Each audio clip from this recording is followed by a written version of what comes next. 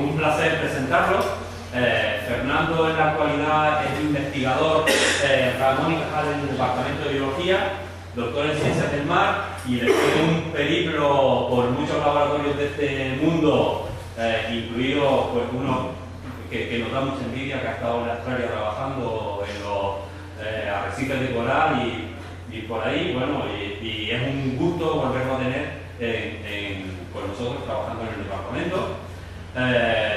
Investigador en ecología marina, y esta tarde pues, nos va a dar una charla de algunos de los trabajos que está realizando con sus proyectos de investigación en el campo de la ecología de los cebadales, y particularmente nos va a hablar de los cebadales de Canarias desde el punto de vista ecológico y de su estado de conservación y bueno, el futuro de todos estos cebadales. ¿Vale? Fernando, ¿te quieras? Muchísimas gracias por estar a todos y gracias por venir. En primer lugar, para agradecer tanto a Luis como a los organizadores del evento literario que nos den, personalmente a mí, sino a un montón de personas, pues estar aquí con ustedes y compartir un montón de cosas. Yo básicamente en la charla de hoy, lo que quiero es transmitirle ideas claras. En primer lugar, que entendamos qué es una pradera submarina durante fanerógamas marinas. En segundo lugar, que conozcamos por qué son importantes estas praderas, ¿de acuerdo? Y finalmente entender cuál es la situación actual y por qué de una serie de tendencias que estamos observando en las últimas décadas. ¿De acuerdo? Eso es básicamente lo que quiero.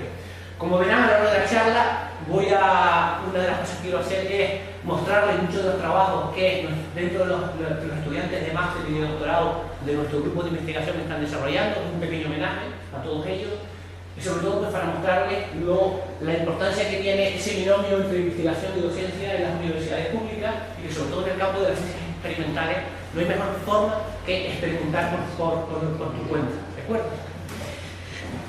Para comenzar quería hacerles una pequeña pregunta. A ver, una pregunta de trivia. ¿Alguien me sabría decir, si yo les pregunto cuál es el organismo más grande del mundo, pues el animal más grande del mundo, posiblemente ustedes me digan la ballena azul, ¿de acuerdo?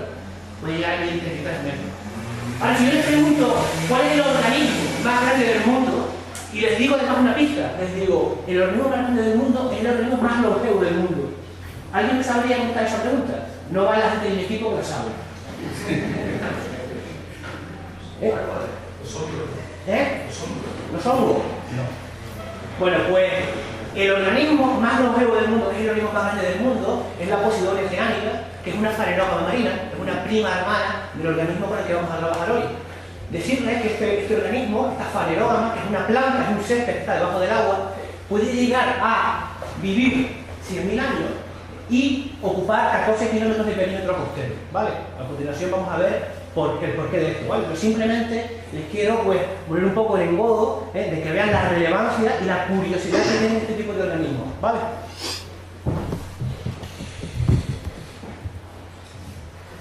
Bien, esto es simplemente bueno, la estructura que voy a seguir, que ya se la he comentado, no me voy a parar aquí. Voy a intentar ir bastante ligerito porque tengo bastantes diapositivas. En primer lugar, vamos a pasar a ver entonces qué es una fanerógama marina o qué son las praderas de fanerógamas marinas, ¿de acuerdo? Pensemos en un campo de fútbol, ¿ok? Un campo de fútbol, ¿qué es? Es un césped, ¿de acuerdo? En ese césped, yo lo que estoy viendo, ¿qué son? Estoy viendo las hojas, ¿de acuerdo? Es decir, una estructura o un manto foliar. A diferencia, por ejemplo, de una palmera o de una platanera o de una tomatera, donde yo puedo identificar dónde tengo un individuo u otro, es decir, yo sé que aquí tengo un pino, que aquí tengo otro pino, o aquí tengo una tomatera, y aquí tengo otra tomatera. En este caso, sin embargo, lo que tengo es una pradera. Es decir, lo que tengo ¿qué es? Tengo que toda esa estructura foliar pertenece al mismo individuo. Es decir, con lo que estamos trabajando, o con lo que estamos tratando, son con organismos clonales. ¿De acuerdo? ¿Entienden eso? Eso es importante. Por eso le pongo aquí la imagen de un campo de fútbol, porque al fin y al cabo, una fanerógama, en este caso las fanerógamas marinas, no son más que campos de fútbol, campos de césped debajo del mar. ¿Ok? Este tipo de organismos se pueden reproducir de dos formas, de manera sexual o de manera asexual. Bien, ¿qué es eso de manera sexual o asexual? De manera sexual se van a reproducir como cualquier planta terrestre, es decir, van a tener flores, van a generar frutos, semillas, van a tener una cierta dispersión y van a generar nuevas plántulas que van a generar nuevos individuos. Sin embargo, la planta no solamente se puede reproducir de manera sexual, sino que también lo puede hacer de manera asexual, es decir, emitiendo clones de sí mismo. ¿De acuerdo? Ahora lo vamos a ir viendo, es decir, la planta lo que va a hacer es emitir nuevos individuos que son genéticamente iguales al individuo que lo va generando. ¿De acuerdo? Se va generando toda esa estructura en forma de campo de fútbol. ¿Vale? Por eso es por lo que, en el caso de las fanerógamas marinas, en vez de hablar de individuos, de lo que hablamos son de parches. ¿De acuerdo? Lo que tenemos son parches que se corresponden a diferentes individuos. Obviamente, como tenemos esas grandes dificultades de saber dónde empieza un individuo y dónde acaba otro, la única forma en la que lo podemos hacer que es recurrir a técnicas o herramientas de índole molecular, ¿de acuerdo? Como un test de paternidad para saber si un niño pertenece a un padre, ¿de acuerdo? Pues exactamente lo mismo. Bien, la estructura funcional básica de cualquier tipo de fanerógama marina es muy parecida entre todas las especies, es decir, de lo que disponen es en primer lugar de un sistema de anclado del sustrato que está constituido por raíces y por rizomas horizontales. Luego tenemos una serie de pequeñas vainas, de lo cual parten una serie de hojas que va a ser el órgano encargado de captar la luz para desarrollar o activar toda la maquinaria fotosintética. ¿De acuerdo? De manera que de especie a especie esa estructura funcional se va repitiendo. Lo que vamos a encontrar son especies con diferente morfología en cuanto a sus hojas. Pues por ejemplo aquí tenemos esta especie de aquí que tiene esas hojas con estructura de raqueta, encontramos otras con estructura asintada, etc. Bien, en el mundo actualmente encontramos 72 fanerógamas marinas, de las cuales encontramos 3 en Canarias, que son las 3 que tienen en la imagen. Por una parte, Sostena nolti, que es una especie que en la actualidad está restringida a los bajíos en torno al arrecife de Lanzarote, en el caso de Canarias. Encuentras parte de su límite de distribución en Canarias. Luego encontramos la Lophila decipiens, que es una especie profunda, muy efímera, que aparece y desaparece. Y luego vamos a centrarnos en la que va a ser la protagonista del día de hoy, que es la famosa Cimodocea, lo que nosotros conocemos como ceba, que es una especie que además es una especie catalogada como de interés especial para los ecosistemas canarios, es decir, es una especie que está incluida en el catálogo de especies protegidas y que fue víctima de aquella famosa descatalogación que salió en todos los medios de comunicación hace una serie de años. ¿Vale? Bien, no encontramos praderas en cualquier tipo de ambiente, ¿de acuerdo? Esto es algo importante. En primer lugar, las praderas van a necesitar sustratos blandos, sustratos arenosos, ¿de acuerdo? Para poder enterrar toda esa maquinaria de rizomas y raíces para fijarse el sustrato.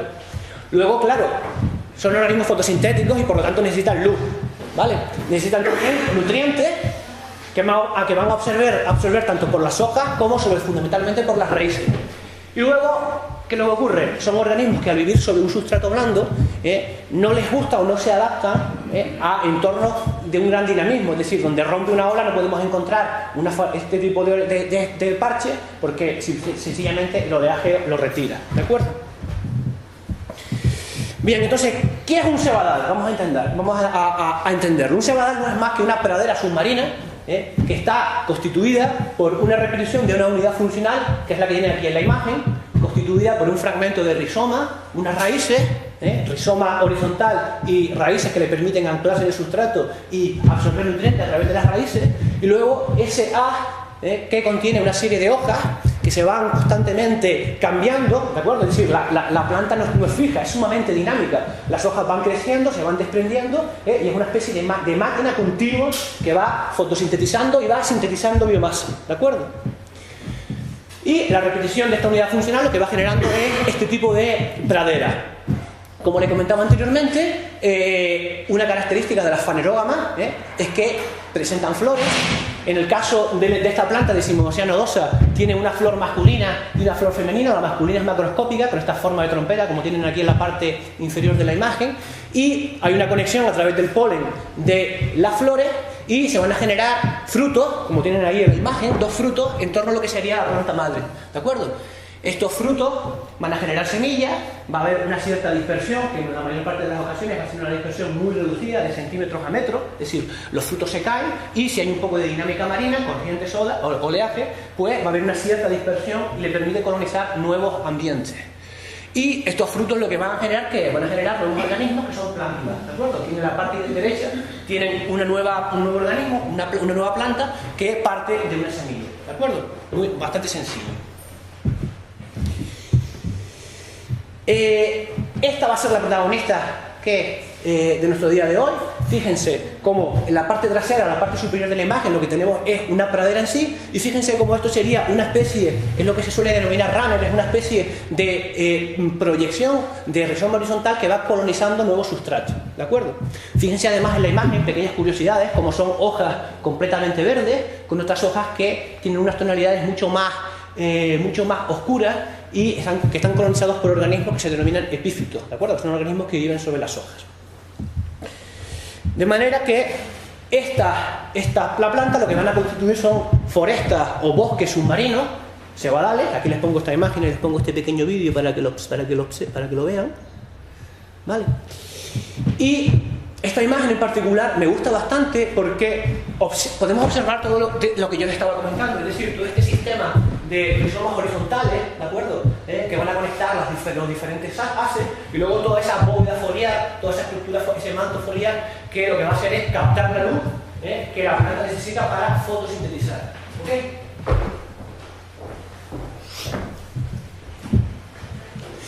Bien, Cimodocea nodosa obviamente no la encontramos en todo el planeta. Dime. ¿Vale? ¿De acuerdo? Sí. Sí. Cimodocea, como les comentaba, no es una planta que esté distribuida a lo largo de todo el planeta, sino que se encuentra distribuida en todo lo que es el mar Mediterráneo y desde las costas sur de la península ibérica hasta Guinea, y incluye los archipiélagos macaronésicos de las Islas Canarias y de Madeira, como tienen en el mapa. En Canarias está presente en todas las islas, excepto en la isla de La Palma, y fundamentalmente las encontramos en las costas este, sudeste y sur. Es decir, protegido de los grandes temporales de mar de fondo de componente norte y noroeste, ¿de acuerdo? Porque, como dijimos anteriormente, los grandes temporales, el mar de fondo lo que hace es retirar las praderas, ¿de acuerdo? Podemos encontrar plantas prácticamente generalmente desde a los 2 a los 35 metros de profundidad, si bien hay casos particulares. Por ejemplo, esto es un charco que se encuentra en Arinaga, que lo pueden ir a ver cualquiera de ustedes, donde en un momento determinado llegó una semilla y generó un pequeño parche, es decir, podemos llegarlas a encontrar en charcos del medio intermareal. Bien, ¿cómo ha llegado Cimodocea a Canarias? ¿O cómo encontramos Cimodocea en Canarias? Una de las cosas que yo les estaba comentando anteriormente es que generalmente la dispersión por semillas y por fruto es bastante limitada, y posiblemente la conexión entre diferentes poblaciones, por ejemplo, con la conexión entre poblaciones que hay en África y las que encontramos en Canarias, estén debido a fragmentos vegetativos que en un momento determinado se ven desprendidos y derivan en el mar y llegan a otro lugar y se pueden fondear y vivir.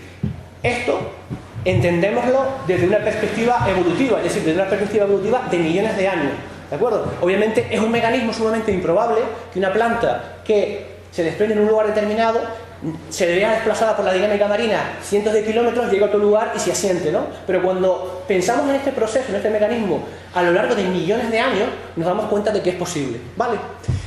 En el caso particular de Cimodocea, además, sabemos que, bueno, hay ya una serie de estudios genéticos, y es otra cosa que Iván Blanch, que es uno de nuestros estudiantes de doctorado, ha demostrado. Hay fundamentalmente una migración de individuos del este al oeste, ¿de acuerdo? Es decir, que fundamentalmente ha habido una colonización desde las costas africanas a las islas más orientales, Lanzarote y Fuerteventura, y de ahí al resto de las islas, si bien también puede haber un mecanismo de vuelta, es decir, que fragmentos o que poblaciones del Gran Canaria y Tenerife puedan volver a tanto Fuerteventura como Lanzarote.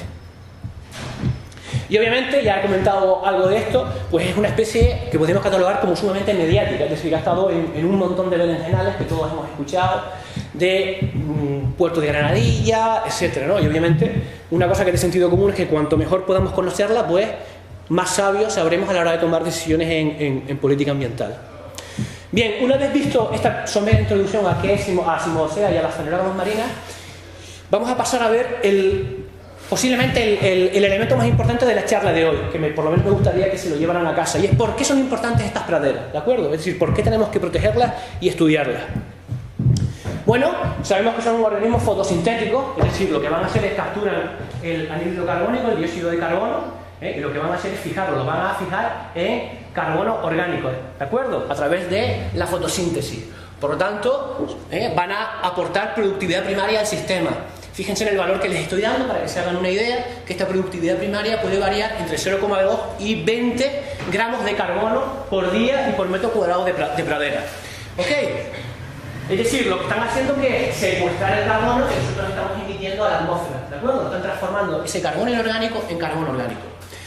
Claro, esa fijación de carbono va a generar biomasa que se puede exportar a una serie de hábitats que son muy pobres. Piensen, por ejemplo, en un arenal que está adyacente a una tipo de pradera. Los organismos que están ahí no tienen alimento. Cuando esas plantas se desprenden, esto supone un flujo, una inyección de alimento en ese nuevo ambiente. ¿De acuerdo? Por lo tanto, lo que van a hacer es exportar biomasa a ambientes depauperados en alimento. Un elemento fundamental: contribuyen a la estabilización sedimentaria. ¿Por qué? Bueno, pues a través de dos tipos de mecanismos. En primer lugar, todo ese entramado de raíces y rizomas lo que va a hacer es retener el sedimento, ¿de acuerdo? Como si fuera cualquier tipo de cultivo en tierra. Pero es que además, la bóveda foliar lo que va a hacer es romper ese movimiento orbital de las partículas del agua asociadas al oleaje. Con lo cual, la combinación de estos dos mecanismos lo que va a hacer es estabilizar el sedimento. ¿De acuerdo? Pensemos en todos esos fenómenos de erosión de playa, que luego suponen grandes desembolsos. ¿De acuerdo? El mejor mecanismo para evitar el mecanismo de erosión de playa es siempre tener buenas praderas y en buen estado. Obviamente, a través de la fotosíntesis generan oxígeno, y lo que van a hacer es oxigenar el agua, es decir, están proporcionando a los animales ese oxígeno que todos necesitan para respirar. ¿Vale? Y una de las últimas funciones, que es bastante obvia, es que suministran el que caza el papel a un montón de organismos. ¿Vale? Al fin y al cabo, caza el papel es lo que todos queremos, ¿no? Pues lo que quieren un montón de organismos, de invertebrados, peces, es caza y papel. ¿De acuerdo? Esto lo están suministrando todo este tipo de hábitats. Para fijar las ideas de lo que estamos hablando, vamos a centrarnos, vamos a ignorar, por ejemplo, esas comunidades de invertebrados que son bastante difíciles de ver y de detectar. Vamos a ceñirnos a algo tangible por nosotros como es la comunidad de peces, ¿no? Sobre todo vamos a ver la perspectiva pesquera que puede tener esto. Fíjense, en las praderas del Decimocéano Osa encontramos 62 especies de peces, ¿vale? De las cuales 40 tienen interés comercial. Además, no solamente encontramos algunas que tienen interés comercial, sino también algunas que pueden tener un interés, por ejemplo, para el buceo deportivo, como puede ser el angelote o la mantelina. Para que fijen ideas de la abundancia y riqueza de estas comunidades de peces en praderas decimooceas, les pongo dos datos aquí. Por una parte, la riqueza media de especies, es decir, el número medio de especies de peces que podemos encontrar en una pradera, que tiene un valor medio de 6 individuos por 100 metros cuadrados, y por otra parte, la abundancia, que prácticamente llega a ser de 100 individuos por 100 metros cuadrados. ¿De acuerdo? Y encontramos un montón de organismos como los que tienen en esta imagen. Esta foto me gusta bastante, está tomada por Fernando Espino, colaborador que se encuentra aquí en la sala, y en ella creo que ilustra muy bien esto, el claro efecto que tiene la pradera decimocéana sobre las comunidades de peces. Fíjense en este manto, en esta nube de longorones sobre lo que sería una pradera de Decimocéano 2. Bueno, estas comunidades de peces obviamente no son estáticas a lo largo del tiempo, sino que son sumamente dinámicas, sumamente variables, y obviamente van a variar a lo largo del año, pero incluso dentro de un año hay variaciones claras con el ciclo propio que tiene la pradera. Es decir, ¿qué es esto del ciclo propio que tiene la pradera? La pradera obviamente cuando va a crecer más, ¿cuándo es? En primavera, en verano, que es cuando tiene más luz. ¿De acuerdo? Entonces, una de las cosas que sabemos es que las comunidades de peces suelen ser más abundantes y más diversas en esas épocas en las que la pradera sufre un crecimiento. ¿De acuerdo? Y además existe una gran variabilidad entre día y noche. ¿Ok? Es decir, las comunidades que encontramos en el día no tienen nada que ver con las que encontramos por la noche, debido a que hay una gran cantidad de migraciones entre hábitats adyacentes. Bien, refiriéndonos a peces y cebadales, hay un elemento fundamental, ya creo que lo he comentado antes, que es el efecto guardería, y que es algo que les ilustra esta diapositiva. ¿Qué es esto del efecto guardería? Bueno, pues los cebadales son el lugar donde un montón de especies de peces van a desarrollar sus primeros estadios de vida, es decir, sus estadios larvarios, ¿ok? Como larvas y como juveniles, ¿ok? Por eso le pongo el tema de la guardería para peces. Fíjense, aquí les pongo dos juveniles para que vean esto. Tenemos una especie carismática para nuestra gastronomía, como es la vieja, en la parte izquierda, y luego tenemos una vaquita en la parte derecha. ¿Ok? Entonces, como les digo, hay un montón de especies que reclutan, que desarrollan sus primeros estadios de vida en este tipo de pradera. Fíjense, este es un trabajo que está desarrollando mi tocayo Fernando Espino, y en ella, claramente, si observamos a estas dos gráficas, lo que nos está ilustrando es que prácticamente el 95% de los individuos, es decir, de los peces que encontramos en una pradera, son individuos juveniles, ¿vale? Es decir, son individuos que están por debajo de su talla de primera madurez. ¿Ok? Fíjense en las fotos de la parte inferior, como lo que observamos son un montón de peces pequeños que se desarrollan en este tipo de praderas. ¿Ok? Otra de las cosas que hemos avanzado es que no todas las especies se reclutan en las praderas de la misma forma. Hay algunas, por ejemplo, como pueden ser la vieja, fíjense en la parte superior, que son sumamente prolíficas, de manera que si yo voy en un momento determinado me puedo encontrar cortes, es decir, individuos que corresponden a llegadas de individuos de diferentes picos de reclutamiento. ¿Ok? Y eso lo que me genera son diferentes picos, ¿de acuerdo? Diferentes picos correspondientes a diferentes tallas. Inversamente, hay especies que solamente reclutan en un momento del año en concreto, y eso me genera cortes con una talla muy marcada, como es por ejemplo el caso del gallito en la parte inferior. ¿De acuerdo? Bueno, la pregunta que tendríamos que hacernos es, ok, ¿por qué se produce el efecto guardería? Bueno, ya lo hemos comentado, caza y papel, ¿de acuerdo? Entonces, en relación a fondos adyacentes desnudos, como puede ser un fondo arenoso, lo que encuentran es, pues por una parte, una gran diversidad de alimentos, fundamentalmente todos estos pequeños crustáceos, misidáceos, anfípodos, gammáridos, caprélidos, isópodos, decápodos, etc. ¿De acuerdo? No sé si pueden observar aquí, pero aquí hay un auténtico enjambre, una nube de pequeños crustáceos, de misidáceos asociados a este tipo de pradera, y luego obviamente lo que van a encontrar es refugio para poder protegerse de los predadores. ¿De acuerdo? Bien, una de las cosas que nos planteamos en nuestro grupo de trabajo es, muy bien, sabemos que hay unas comunidades de peces, ¿de acuerdo? Que por una parte se encuentran ahí como adultos, y luego sabemos también que hay un montón de individuos que se reproducen, que se reclutan en este ambiente, que lo utilizan como guardería. Bueno, pues vamos a intentar ponerle valor económico a esto, ¿vale? Porque si le ponemos valor económico, la sociedad tendrá una percepción mucho mejor de la importancia o de la relevancia que tienen este tipo de ambientes. Entonces, podemos evaluar el valor para las pesquerías litorales de los cebadales desde dos perspectivas, como lugar donde voy y se puede extraer el recurso, o como lugar de guardería. Pues eso es algo que nosotros hemos hecho, y para ello, bueno, mediante una serie de algoritmos, lo que hemos hecho ha sido transformar en primer lugar esos valores de biomasa que hemos cuantificado en los cebadales en valor económico, simplemente utilizando precios estándares de mercado. Entonces, fíjense que desde el punto de vista pesquero, es decir, como recursos adultos, el valor de una hectárea al año de cebadal es de 1.690 euros, ¿de acuerdo? Si asumimos una tasa de mortalidad pesquera del 50%, es decir, que el 50% de esa biomasa se retira, eso nos genera un valor de prácticamente $500.000 de euros solamente para la isla de Gran Canaria. Es decir, considerando el área total ocupada por los cebadales en la isla de Gran Canaria, el valor llegaría a ser a $500.000 de euros, ¿de acuerdo? Esta es una forma de traducir esa relevancia, esa importancia que tienen los cebadales desde el punto de vista pesquero a la gestión, ¿de acuerdo? Es proporcionar un dato que nos permite, que a la sociedad, sobre todo, y a los gestores, pues le permita entender la importancia que tienen este tipo de ambientes.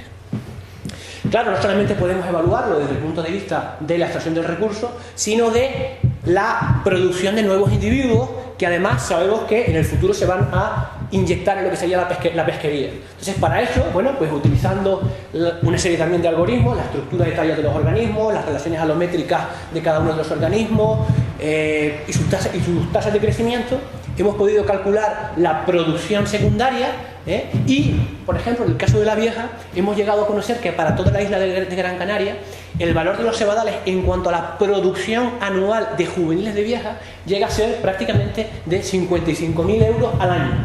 Bueno, simplemente para una especie como es la vieja, una especie carismática e icónica de nuestra gastronomía, ¿de acuerdo? Y esto, vuelvo a repetir, simplemente como producción de nueva biomasa que se va a inyectar en las pesquerías, ¿ok?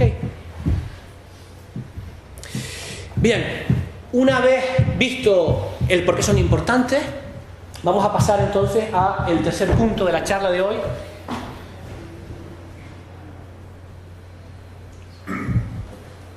Que es responder, bueno, a una pregunta pues que mucha gente desde hace tiempo se lleva, pues lo lleva advirtiendo, lo lleva comentando. ¿Qué está ocurriendo con los cebadales en Canarias o con los cebadales en el caso particular de Gran Canaria? ¿Están estables? ¿Van para abajo? Siempre ha habido desde hace años, pues hay en la rumorología de la gente que va al mar, que este tipo de ambientes pues están desapareciendo, van para abajo. Entonces nosotros, pues para responder a esta pregunta, simplemente hemos hecho una comparativa, para lo cual hemos comparado la estructura, ahora veremos cómo, de 19 praderas de la isla de Gran Canaria entre el año 2003 y el año 2012. ¿Ok? Fíjense. Fusionando los datos de estas 19 praderas, obtenemos el resultado que tenemos en la izquierda, donde lo que tienen son 3 descriptores de la estructura física de la pradera, como es su cobertura, la longitud de hojas y la densidad de frondes, ¿vale? En todos los casos parece que hay una tendencia clara a la regresión, ¿no? Pero claro, eso es cuando dentro del mismo saco metemos las 19 praderas. Obviamente, ¿qué es lo que tenemos que hacer? Pues irnos pradera a pradera, ¿de acuerdo? Entonces, cuando nos vamos pradera a pradera y comparamos esos descriptores, que al fin y al cabo son un indicador de la abundancia de la planta entre el 2003 y el 2012, pues lo que observamos es que hay 12 que claramente están en regresión y sin embargo hay 7 que están estables, ¿ok? Es decir, se han mantenido estables.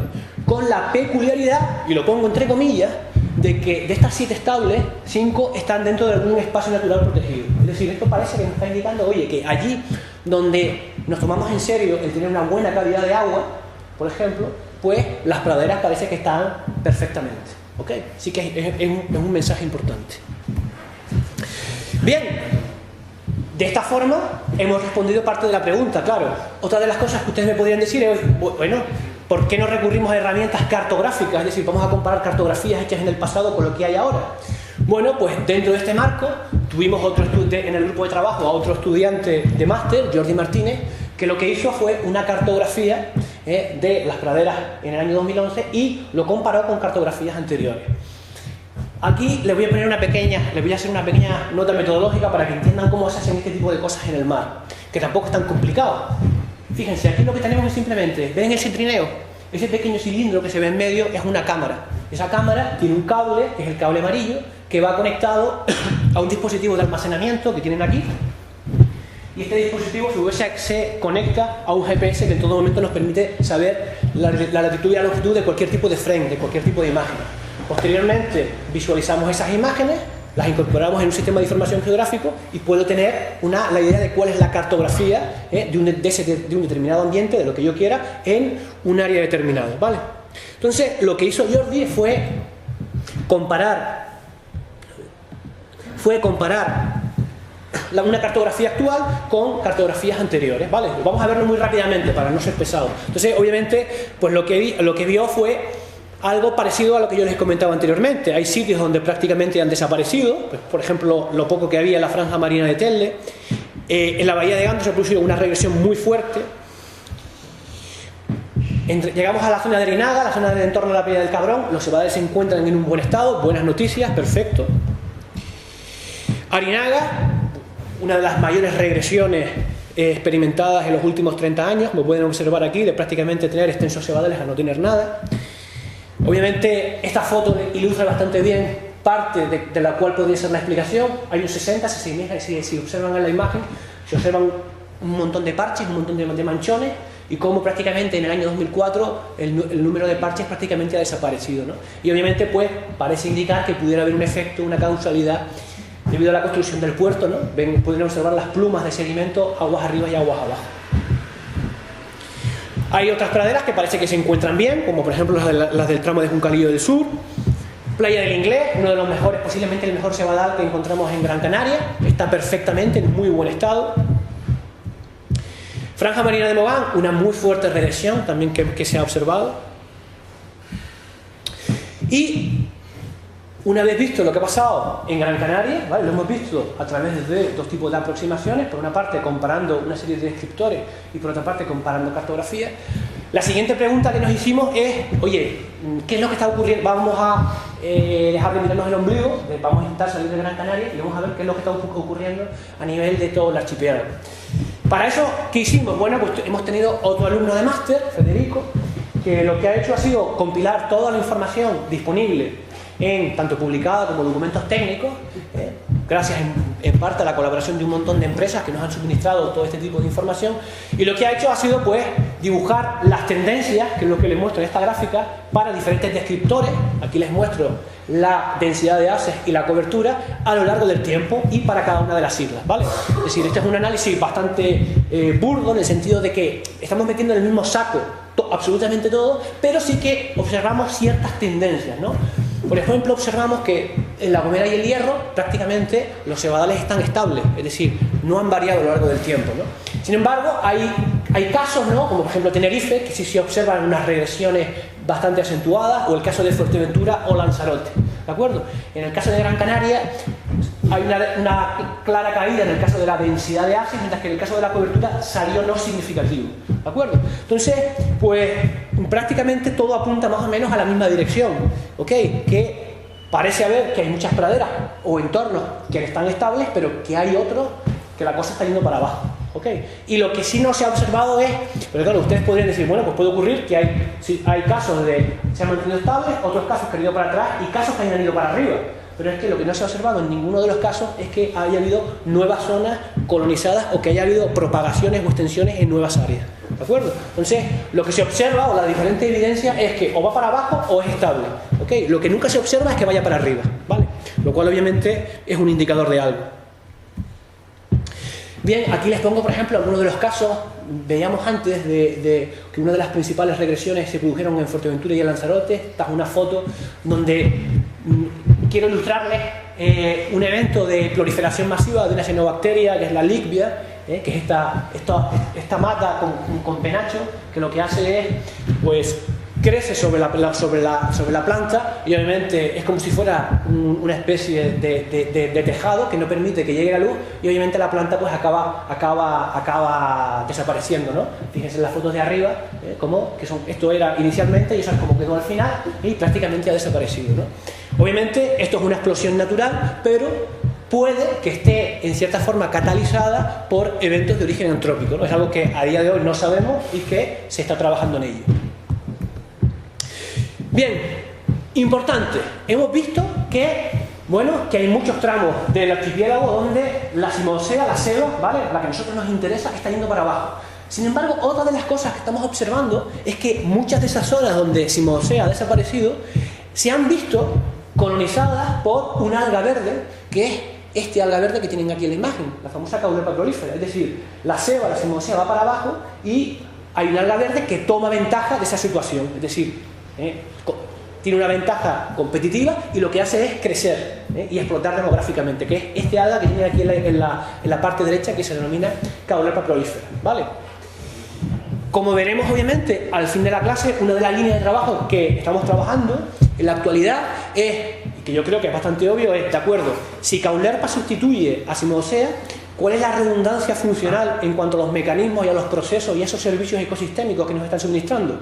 Por ejemplo, cambia el efecto de guardería, la densidad de peces o la abundancia de peces cambia, la productividad primaria cambia, ¿de acuerdo? Todo eso son cosas que estamos estudiando en la actualidad, ¿vale? Es decir, cuáles son las implicaciones a nivel del ecosistema de esas fluctuaciones o de esos cambios de un ambiente dominado por cimosea a un ambiente dominado por Caulerpa, ¿vale? Bien, hemos dicho, bueno, hay praderas estables, praderas que van para abajo, entonces, obviamente, lo ideal aquí sería intentar responder a la pregunta de ¿por qué? ¿De acuerdo? Es decir, ¿por qué algunas praderas se mantienen y otras van para abajo? ¿Hay alguna relación con fenómenos naturales o con fenómenos antrópicos? Bueno, pues es lo que vamos a ver seguidamente. Cuando hablamos de posibles efectos antrópicos sobre cimosea, esto no es algo obviamente que pase solamente con nuestra selva, sino es algo que pasa a nivel de todo el mundo, pues sí se sabe, la literatura ahí tiene un montón de casos en los que se sabe que vertidos industriales, el aporte de sedimento desde ríos, granjas marinas, pesca de arrastre, etcétera, pues afectan negativamente a la estructura y a la abundancia de este tipo de praderas, ¿no? En el caso particular de Gran Canaria, aquí les he puesto esta imagen, esto es para que se hagan una idea de los vertidos reconocidos por el gobierno de Canarias, ¿no?, que prácticamente están distribuidos a lo largo de todo el perímetro. Repito, estos son se supone que son los legales, esto hay se debería de sumar los que son ilegales, ¿no?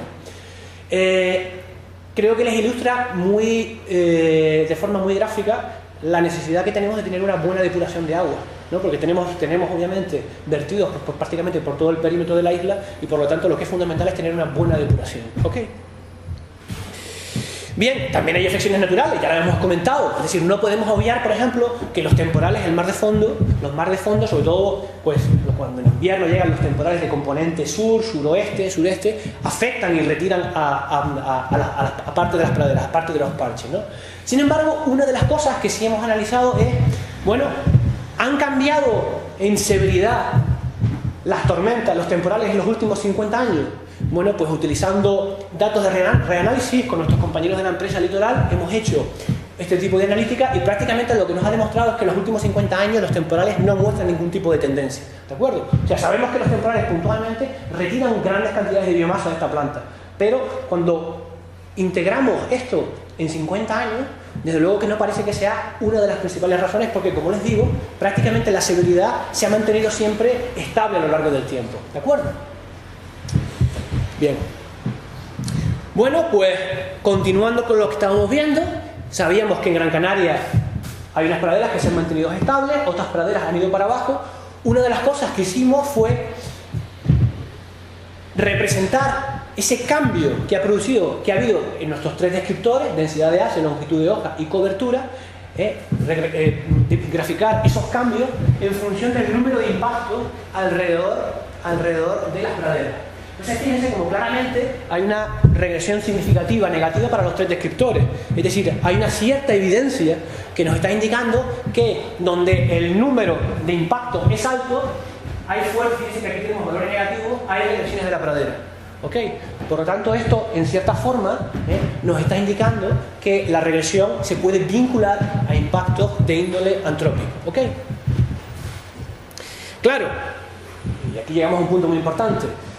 Yo no tengo certeza absoluta, o lo que no tengo causalidad absoluta, de que una regresión de una pradera yo la pueda vincular a un impacto de origen antrópico, porque puede haber otros impactos, por ejemplo, de origen natural, que pudiera acelerar este tipo de procesos, ¿de acuerdo? Entonces, como la correlación no implica causalidad, ¿de acuerdo? En ciencias experimentales, ¿qué es lo que hacemos? Pues vamos a recurrir siempre al desarrollo de experimentos, ¿ok? Por eso es fundamental desarrollar experimentos en los que nosotros vamos a manipular experimentalmente un elemento en concreto, por ejemplo la fertilización del agua, el cambio en la salinidad, cualquier tipo de mecanismo de proceso que yo quiera, para manipulando solo y exclusivamente ese mecanismo, tener certeza y poder inferir causalidad entre un determinado estresor y cambios en la salud de la planta, ¿de acuerdo? Bueno, aquí les he puesto algunos ejemplos, unos son nuestros y otros son de un equipo coordinado por Eduardo Portillo del ITC, en lo que pues hemos abordado este tipo de aproximaciones experimentales para conocer cómo cambios en la intensidad de un determinado estresor ambiental afecta a la salud de la planta, ¿de acuerdo? Pues eso es, les voy a poner un ejemplo nada más para no volverles muy locos y que no se haga muy pesado. Les voy a mostrar muy rápidamente cómo lo hacemos, ¿vale? De manera muy sencilla. Bien, nosotros queríamos saber, hemos visto ya que, para ponerles en una introducción, hemos visto que puede ocurrir que los vertidos pues contribuyan a explicar parte de esa desaparición de la biomasa, ¿no? Entonces obviamente sabemos que un vertido, entre otras cosas, ¿qué es lo que supone? Supone una inyección en el sistema de nutrientes, nitratos, fosfatos, nitritos, etc. Por lo tanto, una de las cosas que nos planteamos es si manipulamos nosotros, por ejemplo, utilizando un fertilizante de dilución lenta, las cargas de nutrientes en la columna de agua, ¿qué es lo que le ocurre a la planta? ¿Vale? Pues eso fue una de las cosas que hicimos, ¿vale?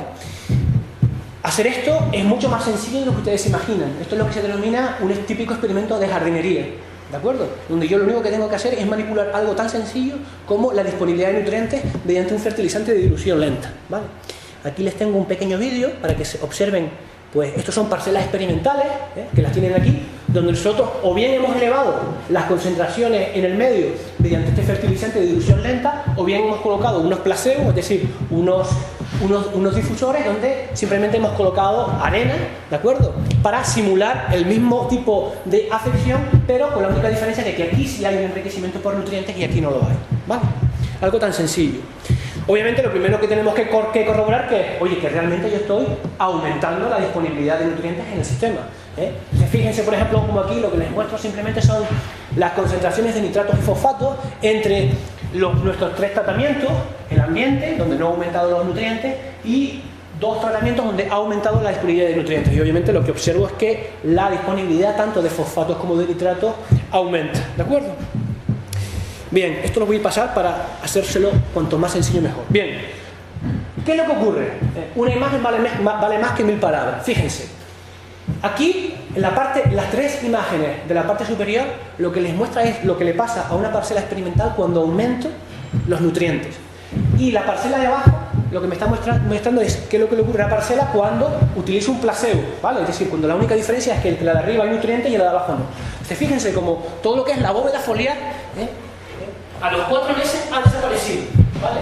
Incluso si ven en la parte de arriba, la pradera continúa, ¿vale? Es decir, donde yo puntualmente elevo los nutrientes, la bóveda foliar, la planta, desaparece. Sin embargo, donde mantengo unos niveles de nutrientes ambientales, la pradera se mantiene tan campante, ¿de acuerdo? No le pasa absolutamente nada. Bien, ¿qué es lo que tenemos que hacer ahora? Bueno, pues obviamente recogemos el experimento y lo que tenemos que hacer es que, pues mirar como siempre, miramos respuestas fisiológicas y vamos a mirar respuestas ecológicas, ¿de acuerdo? Para integrar una cosa con la otra. Bien, esta gráfica simplemente, ni la miren, así que simplemente lo que les estaba mostrando es una serie de descriptores que les muestran lo que les comenté anteriormente. La biomasa foliar, donde yo incremento los nutrientes, desaparece, y donde yo no elevo los nutrientes, se mantiene, ¿vale? Algo tan sencillo. Claro, ¿cómo puedo yo ahora cuantificar esas respuestas fisiológicas? Bueno, hay toda una serie de indicadores del estatus fisiológico de la planta, y hay uno que se utiliza bastante en el caso de Phanerogamas marinas, se puede utilizar también con plantas terrestres, que es la disponibilidad de azúcares solubles. ¿Por qué? Bueno, porque los azúcares solubles son el producto de la fotosíntesis, ¿de acuerdo? Si las plantas están bien, la fotosíntesis está a tope y por lo tanto la generación de azúcares es alta, ¿de acuerdo? Si la planta está mal, no está fotosintetizando, ¿qué le ocurre? La concentración es baja. Pues eso es exactamente lo que me está mostrando esta gráfica, ¿de acuerdo? Donde yo mantengo niveles ambientes, la concentración de azúcares o la concentración de carbohidratos solubles es alta, mientras que donde he aumentado las cargas de nutrientes, las concentraciones de azúcares han disminuido bastante, ¿de acuerdo? ¿Esto qué me está indicando? Que fisiológicamente las plantas están estresadas cuando yo aumento la disponibilidad de nutrientes, ¿vale? Bueno, hay otra serie de cambios también en el metabolismo del nitrógeno y fósforo, no voy a hablar de esto para no complicarles la vida. Y sí que hay un elemento, voy a utilizar esta gráfica para mostrarles un elemento fundamental.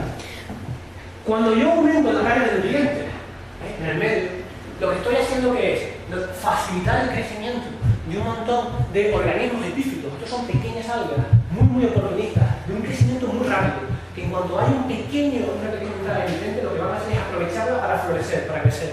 Entonces fíjense, esto es una hoja, una foto sacada de una lupa, de una hoja que procede de un tratamiento donde yo enriquecí con nutrientes. Entonces fíjense como la hoja está completamente tapizada de epífitos. Claro, los epífitos ¿qué son? No es más que una especie de panel, una sombra que estoy poniendo encima de la planta.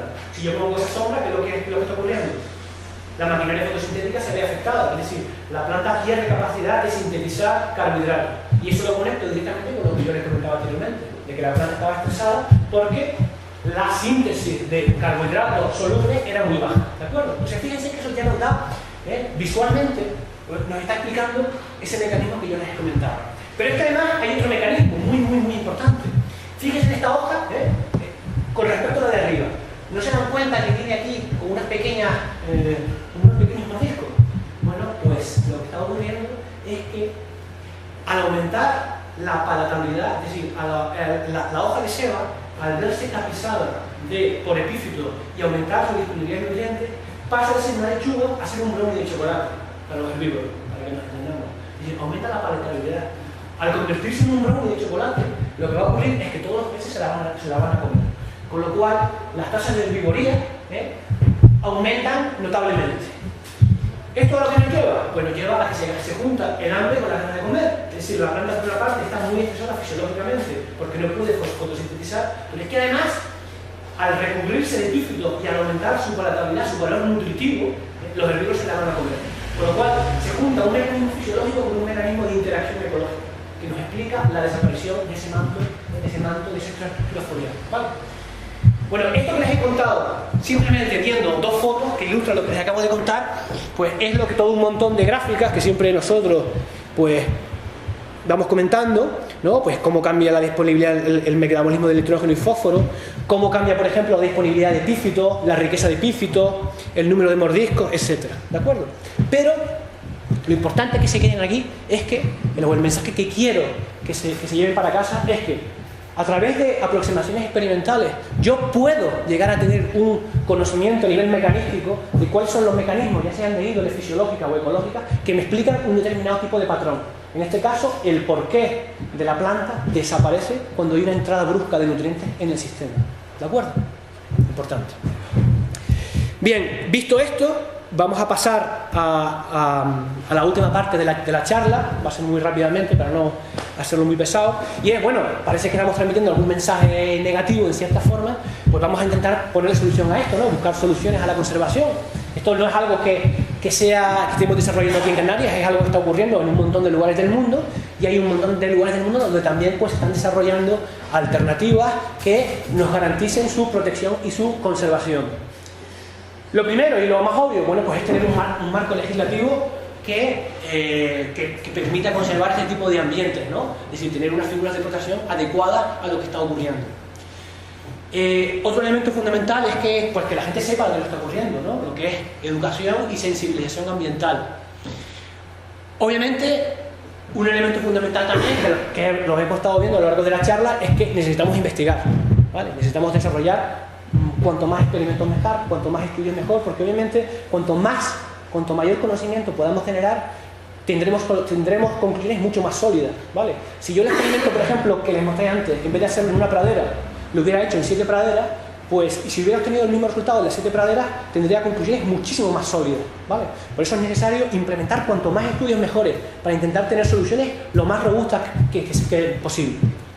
Y un elemento también muy importante es el tema de la restauración del hábitat, ¿no? El tema de, bueno, vamos a intentar darle un pequeño empujón a la especie, ¿no? Es decir, vamos a intentar desarrollar algún tipo de mecanismo que me permite a mí, pues por lo menos, darle, como le comentó, ese pequeño empujón. Por ejemplo, hay proyectos que se están desarrollando en la actualidad en las cuales se está, a partir de la recolección de semillas, se está generando plántulas in vitro y se llevan al medio, ¿de acuerdo? Esa es una forma, por ejemplo, de darle una oportunidad, o por lo menos una pequeña oportunidad a la planta de que se recupere en determinados lugares, ¿no? Ya la vamos a ver a continuación. Respecto al tema de normativa, del tema de legislación, bueno, pues comentarles que a nivel de normativa europea encontramos 8 SEC, que son los zonas de especial conservación, que se han declarado o que existen en Canarias fundamentalmente para proteger las praderas constituidas por cimodoceno-ósea, y que son pues todas las que tienen aquí en la parte inferior de la imagen, ¿de acuerdo? Es decir, forman parte este tipo de SEC de lo que es la famosa red Natura 2000, ¿ok? Ejemplo de más cosas que necesitamos de investigación, bueno, pues en esa línea va pues un estudio que estamos desarrollando en la actualidad, que ya lo comenté anteriormente, en la que estamos viendo pues cómo toda una serie de servicios y valores ambientales cambian cuando las praderas de cimodocea se ven sustituidas por praderas de caulerpa, ¿de acuerdo? Es decir, cómo cambia, por ejemplo, el efecto guardería para los peces, o cómo cambia la productividad primaria, o cómo cambia la estabilización sedimentaria. Esas son cuestiones que estamos desarrollando en nuestro grupo de trabajo en el marco de un proyecto europeo que desarrollamos en la actualidad. No quiero pasar la oportunidad también de comentar un magnífico trabajo que capitaneó Eduardo Portillo en el ITC, en el cual han desarrollado una serie de difusores, que son los difusores Venturi, para aumentar o favorecer lo que es la dilución de plumas de salmuera y de esa forma minimizar las posibles afecciones sobre pradera de cimodocea, ¿de acuerdo? Es una aplicación muy directa a una herramienta que minimiza posibles impactos antrópicos sobre la planta, ¿de acuerdo? El tema de restauración de hábitat, bueno, en la actualidad, por ejemplo, se está desarrollando un proyecto junto con la empresa Litoral y otros compañeros del Departamento de Biología, donde estamos intentando solventar un problema, que es el problema de la supervivencia de esas plántulas. ¿Okay? Yo les comentaba anteriormente, voy a ir poniéndoles este vídeo, les comentaba anteriormente que se pueden generar, a partir de semillas que se recogen, se pueden generar plántulas en laboratorio, en condiciones in vitro, y esas plántulas llevarlas al medio, ¿no? ¿Qué luego ocurre? Que hay una muy alta mortalidad, ¿ok? Una muy alta mortalidad de las plántulas. Por lo tanto, tenemos que intentar desarrollar algún tipo de mecanismo que nos permita, por ejemplo, aumentar la supervivencia, ¿vale? Entonces, algo tan sencillo como colocar una especie de malla que simula hojas de Cimodocea, pero que son de plástico, en torno a las plántulas, disminuye un montón, por ejemplo, lo que son las tasas de herbivoría, ¿vale? Es decir, las plántulas son, como digo yo, niños probetas, ¿eh? Si yo cojo un niño probeta y lo pongo en mitad de Madrid con la contaminación, pues va a estar muy afectado, ¿no? Entonces, cuando yo coloco estas plántulas rodeadas por este tipo de estructura, una de las cosas que estamos viendo es que la supervivencia aumenta bastante. ¿Por qué? Bueno, pues puede ser por dos tipos de mecanismos. Podría ser, en primer lugar, porque disminuye la herbivoría. Claro, los peces llegan y lo primero que van a palpar, ¿qué es? Este tipo de estructura. Como es de plástico, no es palatable, no les gusta y se van. Pero es que además estamos generando un entorno mucho más estable. ¿Okay? Estas estructuras, por ejemplo, están rompiendo el movimiento orbital del oleaje y están generando un ambiente más estable, ¿de acuerdo? En cualquier caso, bueno, pues este es un experimento que se montó en agosto pasado y que está en desarrollo en la actualidad. Y nada más, darle gracias a todos ustedes, y aquí les pongo, bueno, fotos de algunos de los miembros del equipo de trabajo nuestro, y si tienen cualquier tipo de pregunta o cuestión, estoy dispuesto a responderla.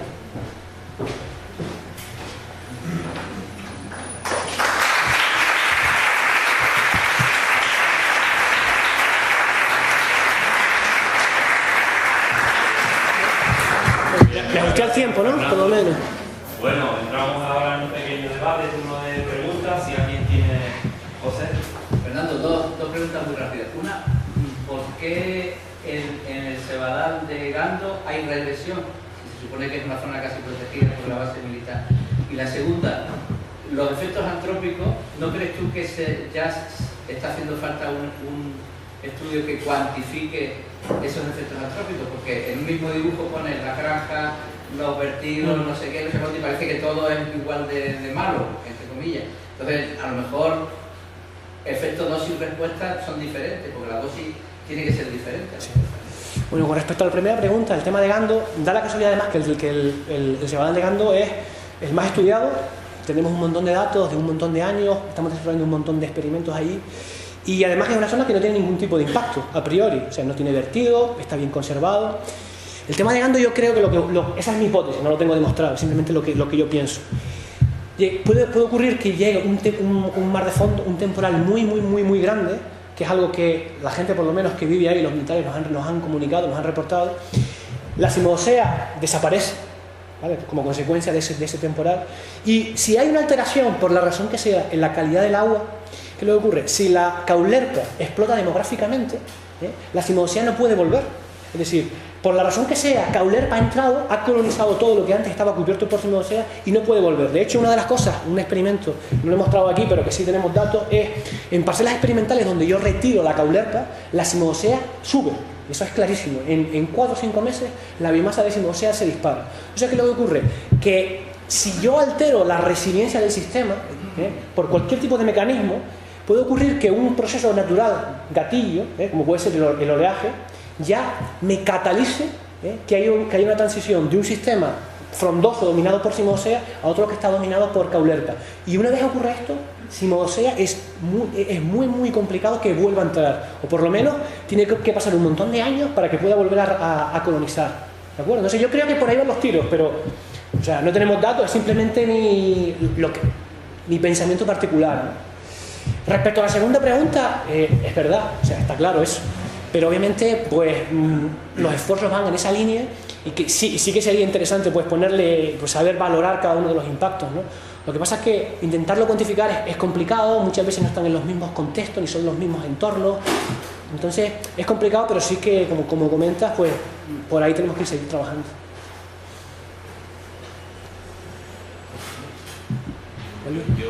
Vamos a ver, las series temporales estas que abarcan un montón de años, ¿el aumento de las regresiones es más pronunciado en los últimos años o ha sido una regresión? Bien, vale. Nosotros simplemente el análisis que hemos hecho ha sido coger los últimos prácticamente 20 años, ¿no? Para toda Canarias. Sí que es verdad que sabemos que hay islas como por ejemplo Fuerteventura y Lanzarote que como consecuencia de la explosión de la liquia de la cianobacteria, pues parece que se ha acelerado más, ¿de acuerdo?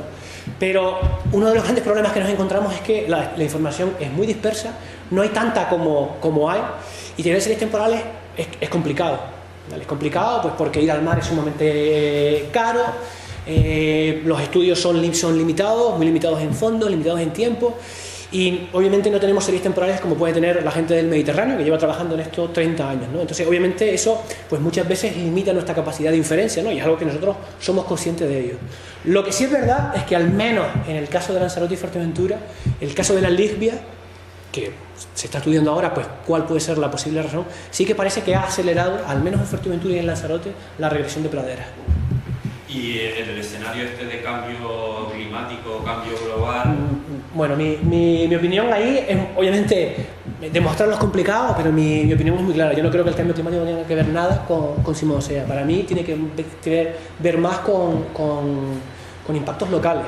Una de las cosas, precisamente, cuando analizamos las tendencias en el oleaje, era ver si realmente ha aumentado la severidad de los oleajes en los últimos 50 años, y prácticamente pues es estable, es decir, no se observa ninguna tendencia clara, ¿no?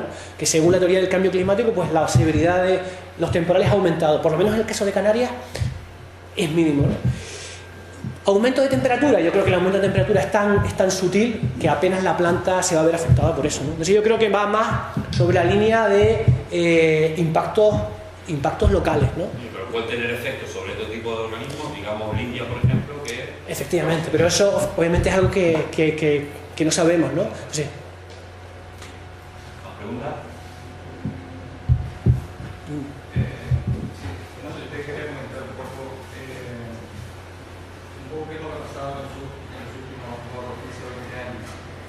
No se puede decir si tiene que ver con que en las dos plantas, bueno, en el sur obviamente en las plantas depuradoras, se centraron en 2004 en la depuradora de Tablero, una capacidad de 8 millones de cúbicos día, y luego en la depuradora Burras, que se aumentó también hasta una capacidad de 14 millones de cúbicos día.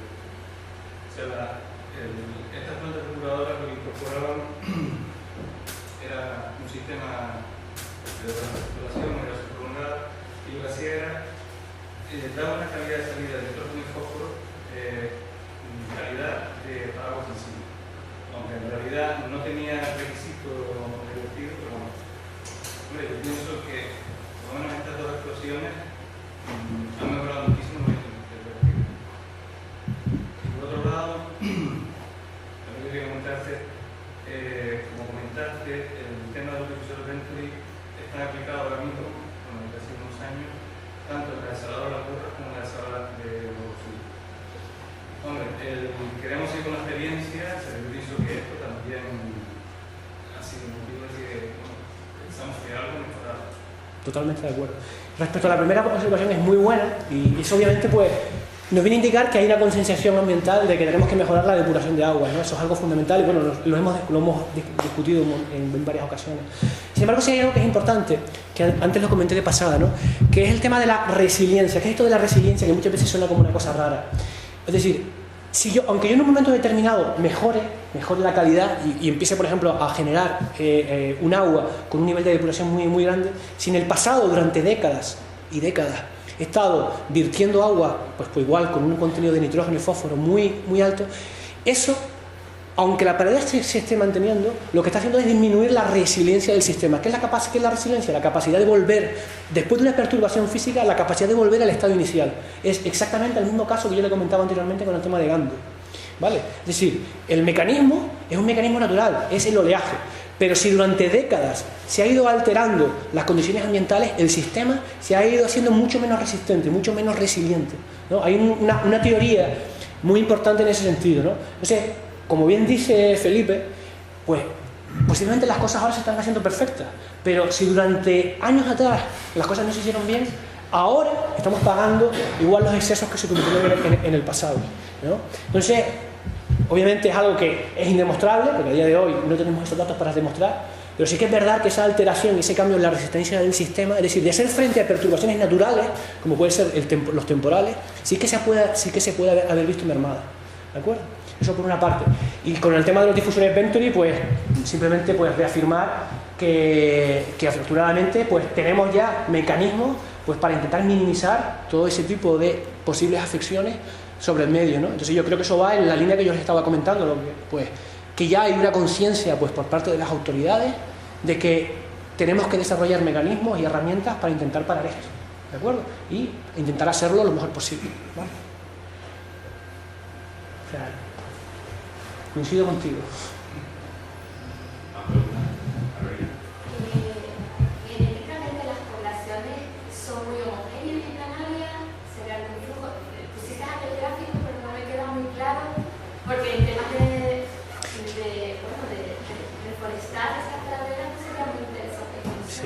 Sí, esa es una muy buena pregunta. Hay varios trabajos publicados en ese sentido y lo que sí demuestran es que hay una diversidad genética importante en Canarias, ¿no? Lo que también han demostrado es que hay un efecto fundador, claro, es decir, que parece que todas las poblaciones derivan de una población nativa que llegó en un momento determinado, ¿no? Entonces, la respuesta ahora, conectado con lo que tú acabas de decir, es, bueno, ¿cuál es el efecto, por ejemplo, de la diversidad genética sobre la capacidad de resistencia o de resiliencia que tiene la Cimodocea frente a impactos antrópicos? Pues eso es una muy buena pregunta, esa es una muy buena pregunta que a día de hoy nadie sabe, ¿no? Y que, por ejemplo, pues podría estar conectado con lo que comentaba Felipe anteriormente, es decir, puede ocurrir que haya poblaciones que son muy poco diversas genéticamente, entonces si hay un único fenotipo y por la razón que sea desaparece totalmente. Si tengo varios fenotipos con diferentes plasticidades y con diferentes capacidades de responder a perturbaciones, pues tengo un seguro de vida de que a pesar de que tenga una perturbación, las poblaciones se pueden recuperar. Entonces, obviamente hay ahí un cajón desastre de un montón de cosas que a día de hoy no sabemos, ¿no? Pero que son sumamente interesantes, como comenta. Necesitaría saber dónde está la variabilidad. Y necesitas saber eso y necesitas también, por ejemplo, desarrollar experimentos. Pues, por ejemplo, ¿influye en la variabilidad el tener diferentes fenotipos? ¿Influye en que esos fenotipos respondan de diferente manera? ¿Qué pudiera ocurrir? Eso es algo, por ejemplo, que sí que sabemos que pasa con el Mediterráneo. O sea, por ejemplo, las plantas nuestras sabemos que son genéticamente distintas a las del Mediterráneo. Y una de las cosas que se sabe es que las plantas del Mediterráneo son mucho más resistentes a un vertido de salmuera, por ejemplo, o sea, un incremento de salinidad, que las que ocurren que las de Canarias, ¿vale? Eso fue uno de los resultados, por ejemplo, con el proyecto Venturi. Las plantas de aquí, a poco que aumentaban la salinidad, iban para abajo. Sin embargo, las del Mediterráneo no les ocurría absolutamente nada. ¿Puede estar eso vinculado con la evolución de la planta? Pues puede ser. Pero obviamente son cosas que a día de hoy no tenemos respuesta, ¿no? Sí, lo sospechamos, tenemos la hipótesis, pero nadie lo ha demostrado. Y sabes que en ciencia las cosas las tienes que demostrar. Si no, pues es especulativo todo. Respecto a eso que decías de otras panoramas que se lleva más tiempo estudiando en otras áreas como el Mediterráneo, ¿hay alguna lección que se pueda aprender o aplicar aquí en Canarias? Pues mira, yo creo que lo que está ocurriendo aquí en Canarias, o sea, no tenemos que autoflagelarnos ni tenemos que hacer nada, sencillamente es exactamente lo mismo que ha pasado en el Mediterráneo, lo mismo que ha pasado prácticamente en todas las costas del mundo, ¿sabes? Obviamente ha habido una serie de impactos y esos impactos sabemos que han tenido una afección. Afortunadamente todavía queda suficiente y bastante como para que se pueda recuperar, ¿no? Y obviamente sí que hay un montón de estudios, por ejemplo, con Posidonia del Mediterráneo, pues que podrían tener implicaciones con Cimodocea. ¿Qué le ocurre? Que también Posidonia es una planta que, aunque los dos son fanerógamas, no tiene nada que ver con Cimodocea. Posidonia tiene un crecimiento mucho más lento, es mucho más resistente, tiene una longevidad muchísimo mayor que Cimodocea, entonces, y el contexto geográfico del Mediterráneo no es lo mismo que el de Canarias, ¿no? Entonces, sí, pero no. O sea, nosotros tenemos nuestra propia idiosincrasia. Y puede ocurrir que incluso para la misma especie, lo que ocurre en el Mediterráneo no es extrapolable a lo que ocurre en Canarias o lo que ocurre en Madeira, como el ejemplo que les estaba comentando. ¿Hay tendencia a lo mejor o algo? Sí, las tendencias. O sea, por ejemplo, en el Mediterráneo, digamos, la especie climática es la Posidonia, no es la Cimodocea. De hecho, la Cimodocea en el Mediterráneo se ve como una mala hierba, ¿vale? ¿Qué le ocurre? En el Mediterráneo se ha observado que la Posidonia ha ido para abajo. Sin embargo, hay muchos tramos donde la Cimodocea se ha mantenido estable, ¿vale? Entonces, todo depende del tipo de contexto, ¿no?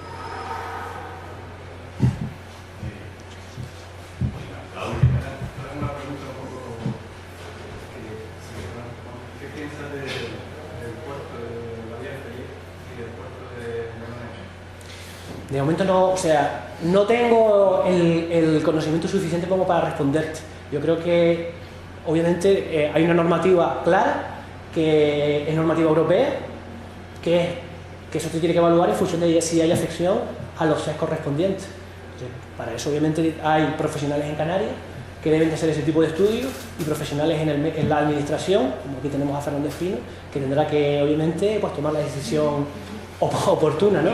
Entonces yo creo que eso no es cuestión de lo que yo piense o deje de pensar. O sea, es cuestión de que afortunadamente en Canarias a día de hoy tenemos grupos de investigación fuertes en el tema de Simodosea, y luego tenemos además un montón de empresas que se dedican a la consultoría ambiental, muy profesionales, que realizan un gran trabajo. Entonces lo que hay que hacer es hacer buenos estudios, invertir en dinero y ser objetivos, que es lo que yo comentaba anteriormente, ¿no? Cuanto más conocimiento tengamos, más objetivos vamos a hacer, ¿no? Pero yo creo que tan malo es pecar de un extremo como pecar de otro. Entonces siempre tenemos que ser, por lo menos yo como científico tengo que ser objetivo, y no me puedo posicionar psicológicamente o en un extremo o en otro. O sea, ni puedo tener una visión completamente ecologista, ni puedo tener una visión completamente desarrollista. Tengo que tener una visión objetiva, un punto medio. Y para eso, ¿qué es lo que necesito? Datos y normativa. Algo tan sencillo como eso. Muy bien, pues muchísimas gracias a todos. Les emplazamos de nuevo para la charla del mes que viene, que será la última de esta